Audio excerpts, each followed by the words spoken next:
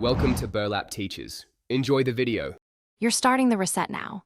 First, make sure the case and earbuds are charged to at least 50% so the process won't fail midway.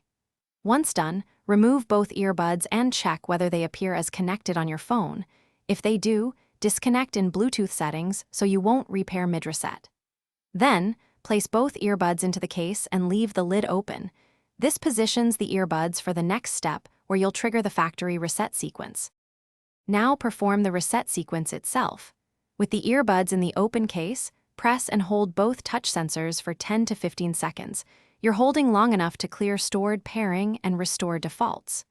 Release when the LEDs flash alternating colors or a confirmation tone plays.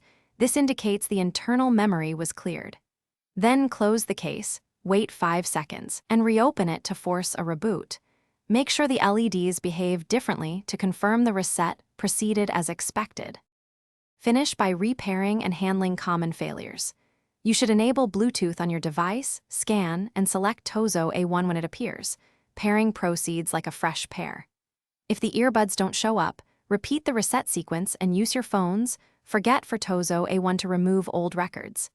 If LEDs behave oddly or pairing keeps failing, fully drain both earbuds and case, recharge to full, then redo the reset.